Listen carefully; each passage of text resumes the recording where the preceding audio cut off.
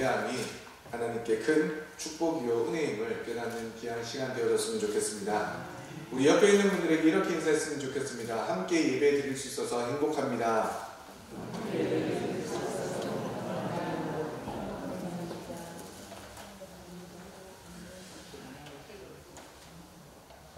우리는 매주일 사랑한다, 축복한다 하며 축복의 인사를 참 많이 하는 것 같습니다. 그런데 우리가 그 축복 가운데 행복하게 살아가는 것에 있어서는 조금은 낯설어 하지 않나 생각되어 오늘은 서로를 바라보며 행복하다라는 인사로 함께 말씀을 시작하려 합니다. 오늘 우리가 함께 모여서 예배할 수 있으니 진정으로 하나님 앞에 행복한 일이요, 우리가 말씀을 듣고 은혜를 받을 수 있음이 또한 행복한 일이고, 그 은혜를 붙잡고 기도할 수 있음이 우리에게 가장 행복한 시간임을 믿음으로 고백할 수 있는 우리 모든 성도님들 되시길 주님의 이름으로 축복합니다. 아멘. 행복하시죠? 할렐루야. 참 행복한 것 같습니다. 그래서 오늘 말씀을 통해 우리 짧은 한 절의 말씀 가운데서도 우리에게 주시는 하나님의 그 크신 사랑과 은혜를 충만히 누릴 수 있기를 소망합니다. 사이먼 사이넥이라는 사람이 쓴 나는 왜 이 일을 하는가 라는 책을 보면 과거 미국 철도 사업의 문제점에 대해서 지적하는 내용이 기록되어 있습니다. 19세기 미국에서 가장 주목받는 기업 중에 하나가 철도 사업이었는데, 계속되는 이민자들의 유입과 그리고 금매장지를 찾으려고 서부로 향해 몰려드는 인파 속에서 철도의 수요는 급증했습니다. 대륙횡단철도로 자신감이 커진 철도 회사들은 모든 자금을 철도 사업에 쏟아 부었습니다. 하지만 그렇게 잘 나가던 철도 회사들은 20세기 초 비행기가 등장하면서 문을 닫아야만 했습니다. 이 짧은 이야기에서 저자는 가장 기본적이고 기초적인 문제를 제시하고 있습니다.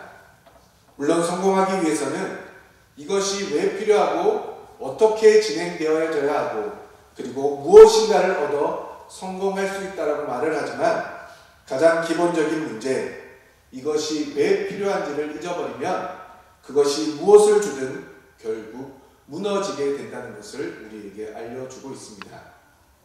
따라서 미국의 철도회사 역시 엄청난 부를 쌓는 데만 몰두하다 보니 철도가 왜 필요한지에 대한 가장 기본적인 것을 고려하지 못해 모든 철도회사들은 문을 닫게 되었다는 것입니다.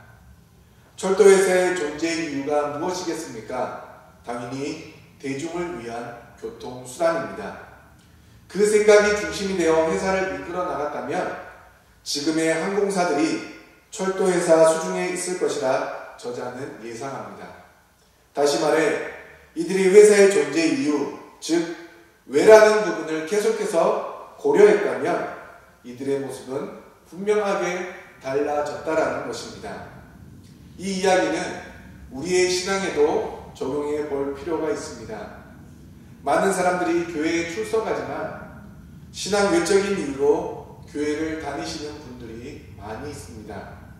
예를 들면 자녀의 교육 문제 때문에 교회를 다니거나 또는 큰 교회로 옮겨 다니시는 분들이 있습니다. 또는 사람들과 교제하기 위해 다니거나 아니면 마음의 안정을 위해 교회를 다니는 사람들도 있다라는 것입니다. 그래서 어느 목사님은 이러한 상황 가운데서 이렇게 말씀하신 바 있습니다. 성도들에게 왜 교회에 출석하는지를 묻는다면 얼마나 많은 사람들이 명확히 그 이유에 대해서 이야기할 수 있을지 궁금하다. 대다수의 교인들이 주일 성수를 해야 되니까, 크리스천이니까 라는 피상적인 그저 교회 출석이라는 목적 아래서 제자리 걸음일 수밖에 없는 답변만을 내어놓지 않을까. 많은 교인들에게 교회 출석은 신앙인으로서 행하는 의무적인 습관 혹은 간습으로 이루어지고 그저 교회 출석 자체가 목적이 되어버린 채 제자리 걸음뿐인 신앙생활을 하는 교인들이 많다는 생각이 든다. 오늘날 이토록 많은 교회들이 있고 교인들이 많이 있음에도 이 세상에서의 기독교의 존재감은 미비하고 그나마도 부정적인 이미지가 강해진 이유가 여기에 있지 않을까.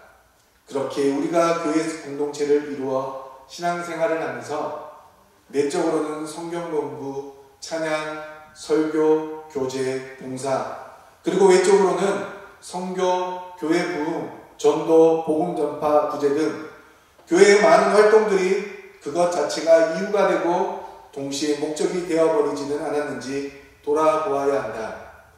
성경 공부는 지식 높이기, 교제는 예배 후 식사시간, 봉사는 교회 유지활동, 교회 부흥은 성도 늘리기, 구제는 불우 이웃 돕기 등 이러한 단순한 모습이라면 과연 그 안에서 온 힘을 쏟고 있는 우리에게 남는 것은 무엇이겠는가? 그러한 방식이라면 그 무엇을 잘 이루어가고 있다고 할지라도 그 의미가 변질되어 성취 방법 또한 분별 없이 인간의 방법을 사용하고 결국 제대로 하나님의 뜻을 이 땅에 전하지 못하게 될 것이다. 그러므로 왜라는 문제에서부터 다시 시작해 보길 바란다. 나는 왜 교회를 다니는가? 믿음과 은혜와 구원과 사랑, 각자에게 주어진 감동에 따라 나름의 언어로 표현되는 왜라는 이유들이 있을 것이다. 그 이유들을 어떻게 펼쳐나가야 할지 고민해 본다면 각자가 공동체 안에서 그리고 우리가 공동체를 통하여 무엇을 어떻게 해야 할지 결론이 나올 것이다. 그리고 지금까지 해왔으니까 계속하는 습관에서 벗어나야 할 때다. 남들이 하니까 따라하는 관습의 틀에서도 빠져나와야 할 때다. 쌓아둔 것을 모두 포기하고 처음부터 다시 시작해야 할지라도 의미 없는 소모전에서 벗어날 수 있다면 기꺼이 치를 만한 대가이다 라고 말씀한 바 있습니다. 사랑하는 성도 여러분, 지금 이 시대의 이 이야기는 우리의 신앙에 깊은 울림을 줍니다. 우리가 하나님을 예배하는 이유와 하나님을 믿고 그리스도인으로 살아가야 하는 이유, 즉 왜라는 질문 앞에 우리가 우리의 믿음으로 고백하지 못한다면 우리도 우리의 신앙의 모습을 던져버려야 할 것입니다. 아무리 오랫동안 우리가 신앙생활을 해왔다 할지라도 우리의 믿음으로 왜 지금 내가 하나님 앞에 나와 예배를 드리고 왜 내가 그리스도인으로 살아가야 되는지에 대한 온전한 대답이 없다면 우리의 오래된 신앙의 습관도 과감하게 던져버릴 수 있는 믿음이 우리에게 필요하다는 것입니다. 왜냐하면 그러한 믿음은 언제나 제자리 걸음일 수밖에 없기 때문입니다. 오늘 본문에 기록된 발람이라는 이 점술가 역시 바로 그러한 사람이었습니다. 발람은 하나님의 귀한 은혜를 수없이 경험했음에도 불구하고 오늘 본문 말씀에서 결국 자기 자리로 돌아갔다라고 말씀해 주고 있습니다. 발람이 경험했던 은혜가 적었던 것도 아닌데 발람이 자기 자리로 돌아간 이유는 결국 19세기 미국의 철도 회사들처럼 자신에게 주어질 무엇 때문만을 간구했기 때문입니다. 쉽게 말해 성경은 모압 왕 발락이 자신에게 주기로 한 복채가 발람에게는 전부였기 때문에 하나님의 크신 은혜와 역사 앞에서도 하나님을 버리고 자신의 길로 돌아서는 너무나도 어리석은 모습을 우리에게 보여주고 있는 것입니다. 물론 오늘 본문 말씀이 한 절밖에 되지 않기 때문에 본문 말씀으로는 이 모든 것을 다 설명해 드릴 수는 없습니다.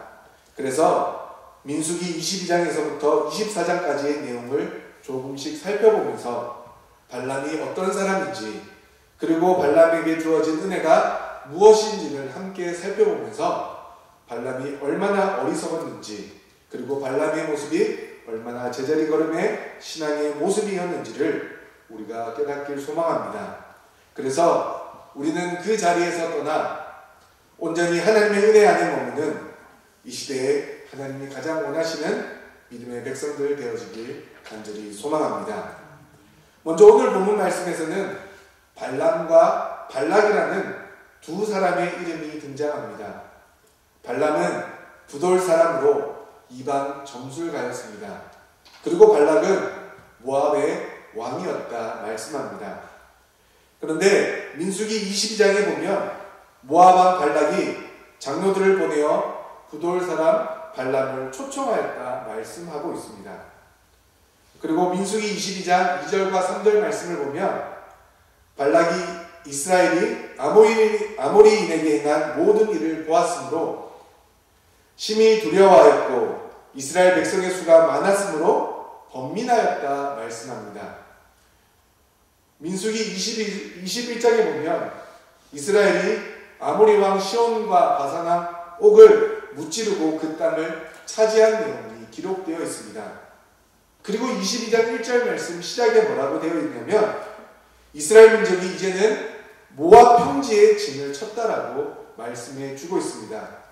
그러니 발락이 생각할 때 자신들도 아모리나 바산처럼 이스라엘 민족으로부터 멸망당하지 않을까 두려워하였기 때문에 모압 왕 발락은 부돌 사람 발람에게 이스라엘을 저주하도록 그를 초청하고 있다라는 것입니다.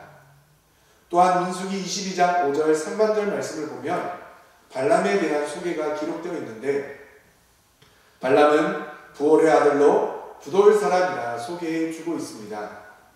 발람의 이름은 백성을 삼키는 자라는 뜻으로 이 이름은 마법사이며 요술가로서 사람들에게 두려움을 주는 그의 면모를 잘 보여주는 이름입니다. 그리고 발람의 고향은 부돌로서 이 지역은 강을 끼고 있어서 무역이 굉장히 발달한 곳이었습니다. 따라서 무역이 발달한 곳에는 자연스럽게 우상 숭배자들과 점치는 자들이 모여 살았습니다. 그런데 부돌은 모압으로부터 약 650km나 떨어져 있던 곳이었습니다. 이렇게 멀리 떨어져 있음에도 불구하고 모압 왕 발락이 발람을 초청하려 사신을 2번이나 보냈던 것은 그만큼 발람의 명성이 대단하였음을 볼 수가 있고 동시에 모압 왕 발락이 이스라엘을 향한 두려움이 얼마나 컸는지도 짐작할 수가 있습니다. 이러한 발락의 초청은 발람으로 하여금 수많은 영적 체험을 하게 해 주었습니다. 그 중에서 몇 가지를 살펴보면 첫 번째로 발람은 하나님의 음성을 듣게 됩니다.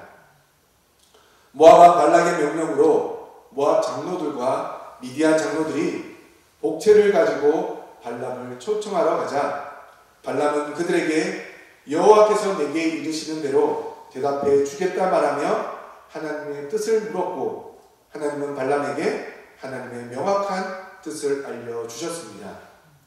민수기 22장 10절 말씀을 보면 하나님이 발람에게 이르시되 너는 그들과 함께 가지도 말고 그 백성을 저주하지도 말라.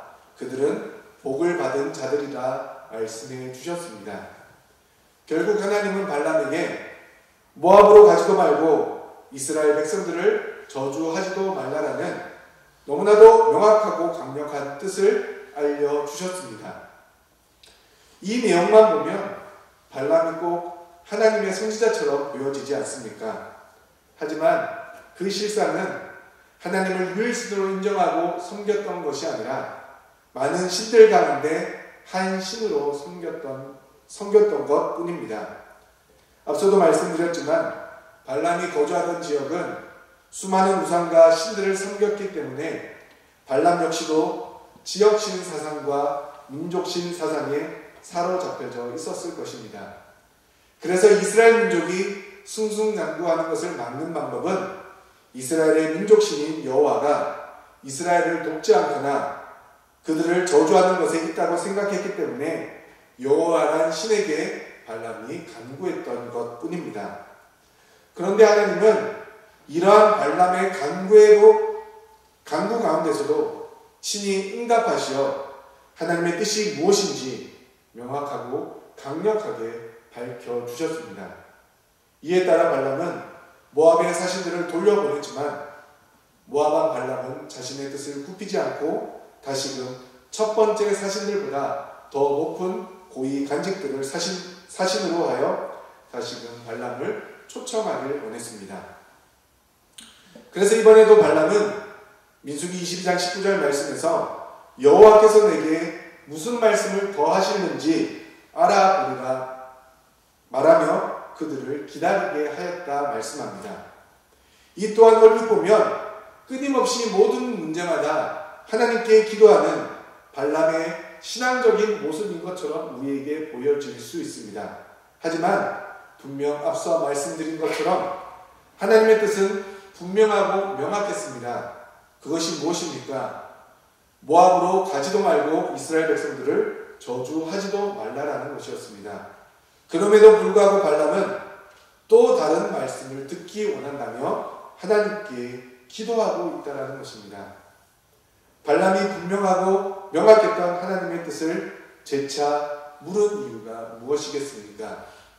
이에 대해 학자들은 발람이 모압 왕 발락이 주겠다고 하는 그 복체의 마음이 흔들려 자신의 뜻을 하나님께 드러내고 있다라고 주장합니다. 쉽게 말해 하나님이 분명히 말씀하셨는데도 불구하고 자신의 뜻을 끊임없이 요구하고 있다라는 것입니다. 그래서 발람은 모압 왕 발락의 간청에 의해 4번씩이나 이스라엘을 저주하는 모습이 기록되어 있습니다. 하나님께서 발람에게 이스라엘은 복을 받을 자들이니 그들을 저주하지 말라라고 명령하였음에도 불구하고 발람은 4차례나 이스라엘을 저주하려 하였다라는 것입니다. 이 또한 발락의 간절한 요청에 의해 어쩔 수 없었다 말할 수 있지만 발람에게는 모압 왕 발락의 간절함과 하나님의 명확한 응답보다 자신에게 주어질 물질에 눈이 어두웠기 때문에 하나님의 음성을 번복하고자 하였다라는 것입니다. 그러므로 우리는 말씀과 기도를 통해 하나님의 확실한 뜻을 깨달았다면 주저하거나 흔들려서는 안 됩니다. 혹시나 하는 마음에 하나님께 우리의 마음을 드러낼 수는 있습니다. 하지만 하나님은 그 중심을 보시기에 이미 우리의 마음이 어떠한지를 모두 다 알고 계시는 분이십니다. 그러므로 우리는 날마다 믿음으로 우리의 마음을 온전히 세워 나가야 합니다. 그렇지 않으면 세상의 수많은 유혹과 우리를 흔드는 시험들이 우리를 주저하게 하거나 넘어뜨릴 수 있기 때문입니다. 그러면 우리 마음에 혹시나 하는 마음이 싹쳐서 혹시 하나님의 뜻이 달라지지 않을까? 혹시 하나님이 나에게 더 좋은 것을 주시지 않을까 하는 나의 생각이 우리의 믿음을 오염시킬 수 있다는 것입니다. 기도는 반드시 하나님의 뜻에 우리의 뜻을 맞추는 것입니다. 우리의 바람에 하나님의 뜻을 맞추는 것이 아니라 온전히 하나님의 뜻에 우리의 모든 것을 맞추는 것이 우리의 기도가 되어야 합니다. 우리가 그렇게 하지 않으면 우리도 발람과 같이 명확하고 강력했던 하나님의 말씀 앞에서도 끊임없이 다른 것들을 구하는 어리석은 신앙인이 될 수밖에 없습니다. 그러므로 이 자리에 계신 모든 성도님들께서는 발람의 이러한 어리석음에서 떠나 하나님의 뜻에 철저히 순종함으로 하나님 앞으로 한 걸음 한 걸음씩 나아가는 믿음의 백성들 되어지시길 소망합니다. 두 번째, 발람은 영안이 열리는 역사를 경험하게 됩니다. 발람은 2번의 강구를 통해 발락의 요청에 따라 모압으로 가라는 하나님의 명령을 듣게 됩니다. 그런데 가는 도중에 하나님의 사자가 칼을 들고 그들 앞에 서 있었기 때문에 발람을 태운 나귀는 더 이상 앞으로 나가지 않고 이상하게 행동함으로 발람이 화를 내며 그 나귀를 때리는 장면이 기록되어 있습니다.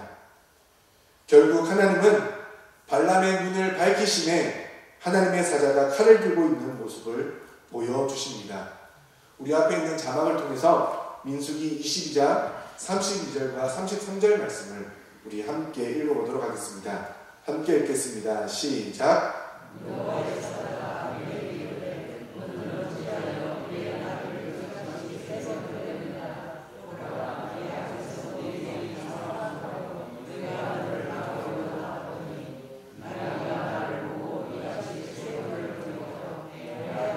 피하였느니라. 아니라 나귀가 만일 돌이켜 나를 피하지 아니하였다면 내가 벌써 너를 죽이고 나귀를 살렸으리라.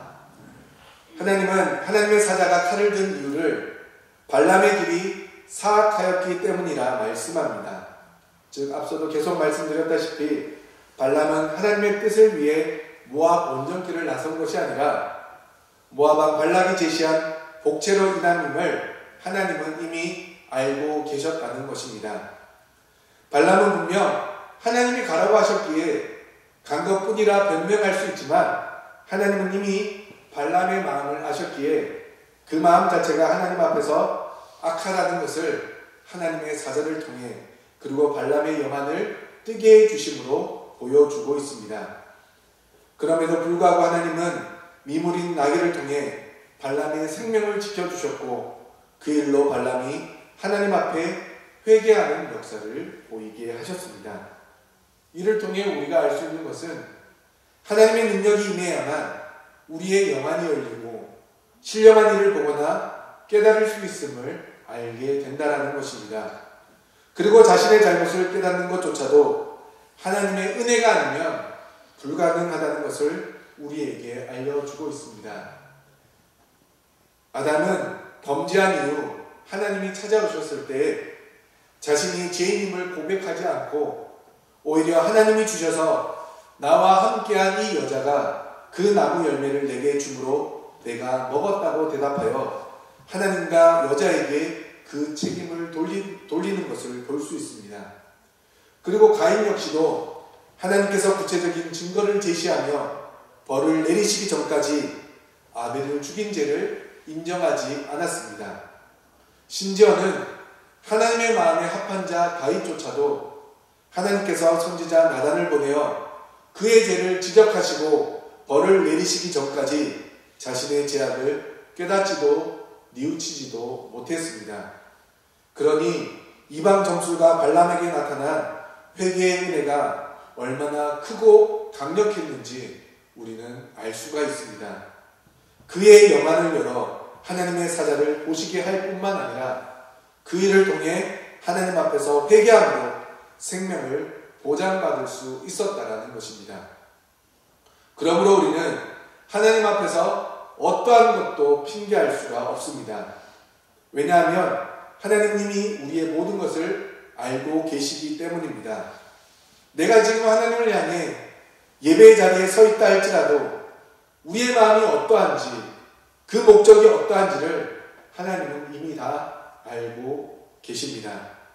우리가 하나님을 예배함이 발람처럼 물질의 복을 받기 위함인지 혹은 습관적으로 아무 감동 없이 예배하고 있지 않은지 우리의 모습을 돌아볼 필요가 있습니다.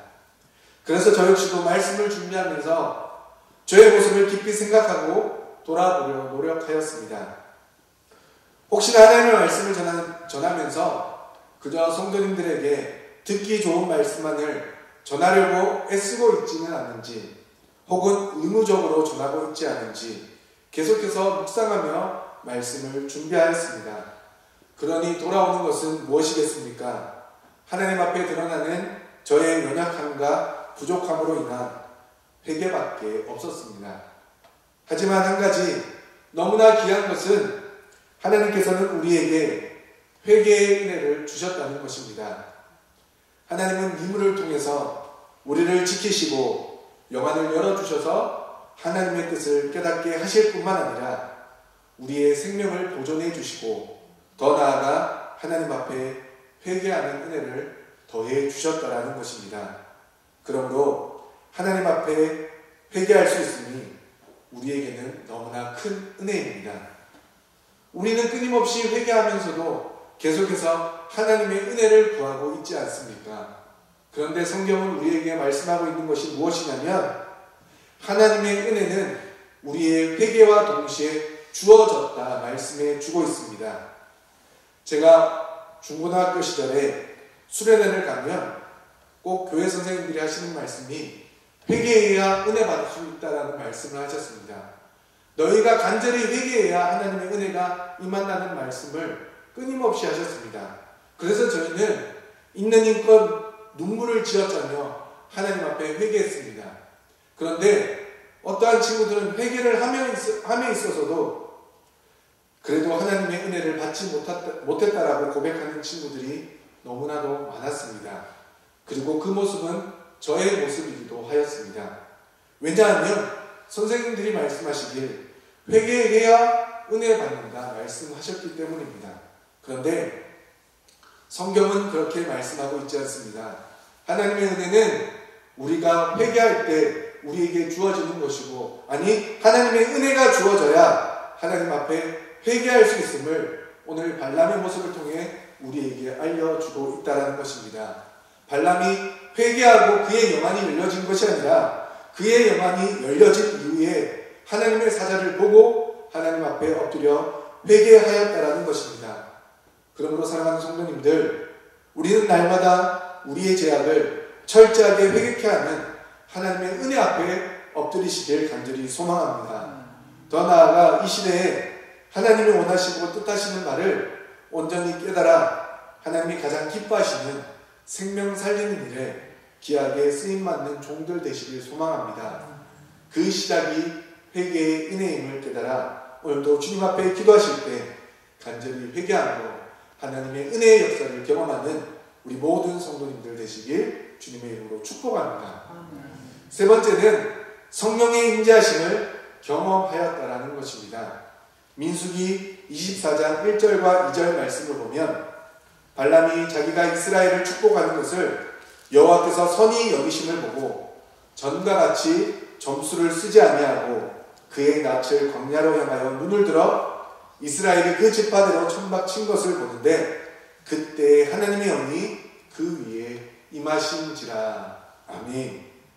발람이 두 번이나 계속해서 이스라엘을 저주하지 않고 하나님의 명령에 의해 도리어 축복하자 크게 빈정이 상한 발람을 다시금 인도하여 광야가 내려다 보이는 부올산 꼭대기로 인도하였습니다.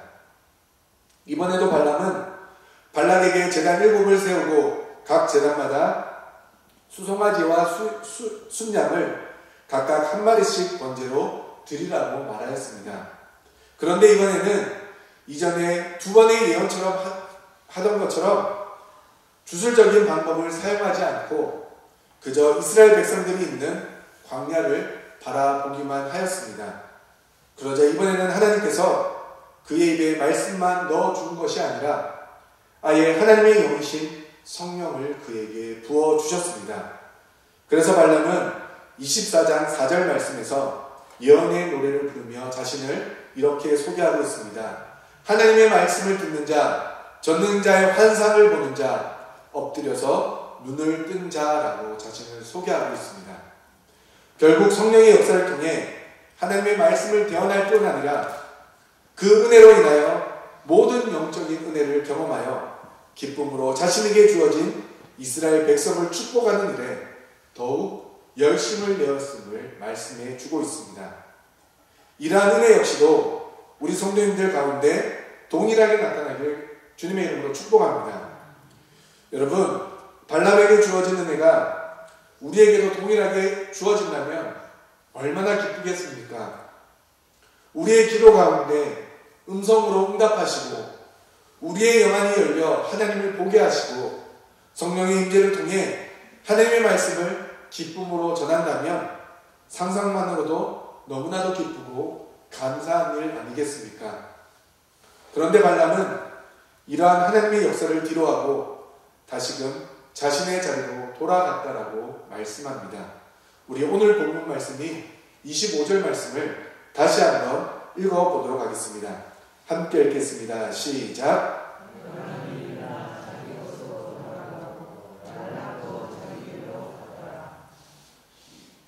하나님이 부어주시는 놀라운 영적 체험을 3번이나 경험했음에도 불구하고 발람은 자기의 길로 돌아갔다라고 말씀합니다. 자신의 일이 끝났기에 모압 왕 발락도 이제는 더 이상 그에게 이스라엘 백성들을 저주해달라고 간청할 수 없어서 자신의 삶의 자리로 돌아간 것이 무엇이 문제냐 할 수 있겠지만 발람이 살았던 곳이 어디입니까? 우상이 들끓었던 도시였고 수많은 우상을 섬기는 점술가들이 넘치는 자리로 다시금 돌아가는 것이 문제라는 것입니다. 하나님의 역사를 경험했음에도 불구하고 하나님만을 섬기는 하나님의 백성으로서의 삶이 아닌 다시금 자신의 삶의 자리인 우상 숭배자의 자리로 돌아갔음을 알려주고 있습니다.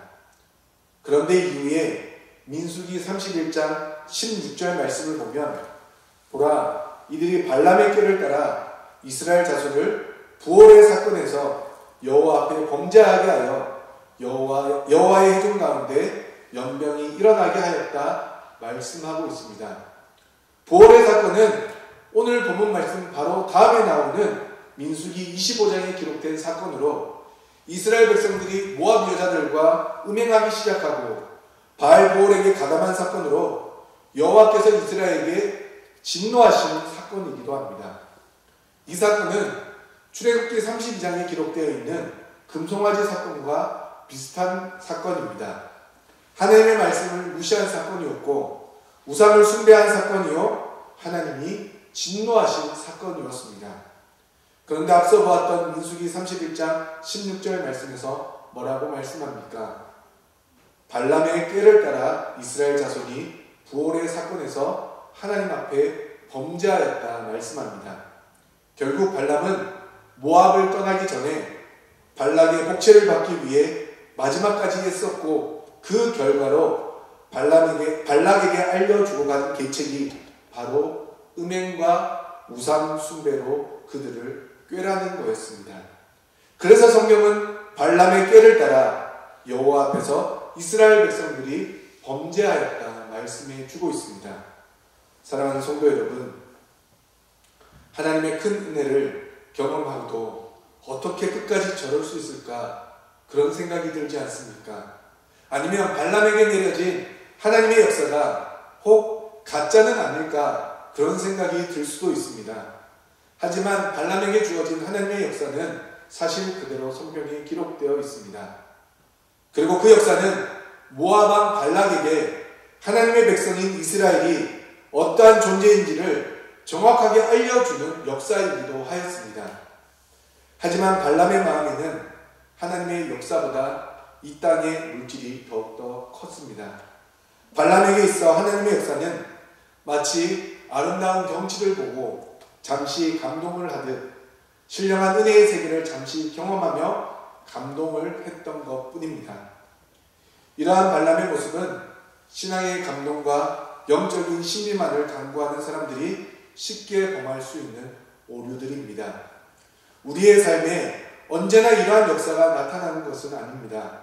신앙의 기쁨이란 우리의 연약하고 부족한 죄악들을 회개하고 용서받은 후에 주어지는 기쁨입니다. 즉 자신의 연약함을 하나님 앞에 인정하고 하나님이 하나님의 자녀로 그리고 하나님의 백성으로 우리를 삼아주실 때 주어지는 기쁨이 건강한 신앙의 기쁨이라는 것입니다. 물론 우리가 알 수 없는 영적인 신비한 일들도 분명하게 나타나고 우리가 분명하게 경험할 수도 있습니다.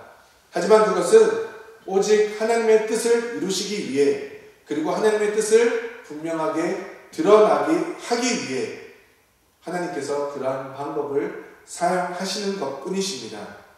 우리의 만족을 위해 주어지는 것이 아니라는 것입니다. 그런데 많은 사람들이 우리의 만족을 위해 신앙의 여러 가지 신비적인 경험들을 경험해보려 노력하고 있습니다. 심지어 그런 경험을 이루고자 이단에 빠지기도 합니다. 하지만 발람의 모습을 보십시오. 발람은 하나님의 영적인 신비를 경험했음에도 하나님을 알지 못했기에 하나님 앞에서 자신이 죄인임을 깨닫지 못했고 자신의 만족만을 위해 끝까지 애쓰고 노력한 어리석은 사람으로 성경은 평가하고 있다는 것입니다. 그러므로 우리가 발람의 어리석음에서 벗어나 제자리 걸음의 신앙인이 되지 않으려면 먼저는 하나님을 아는 일에 최선을 다해야 될 줄 믿습니다. 그리고 하나님 곁에 붙어 살기를 날마다 간절히 기도해야 될 줄 믿습니다. 왜냐하면 하나님 곁에 붙어 있어야만 우리가 살 수 있기 때문입니다. 사순절을 보내고 있는 지금 피난처 대신 우리 주님 곁에 온전히 붙들려 사심으로 세상의 그 어떤 것과도 비교할 수도 없고 바꿀 수도 없는 하나님의 은혜를 날마다 온전히 경험하시고 그 은혜로 말미암아 영화로운 하나님의 나라를 소유한 하나님의 백성으로 살아가길 간절히 소망합니다. 그래서 우리의 신앙이 제자리 걸음이 아니라 날마다 주님 곁으로 한 걸음 한 걸음 나아가 하나님의 인도하신 대로 살아가는 저와 여러분들의 복된 인생이 되길 주님의 이름으로 축원합니다. 기도하시겠습니다.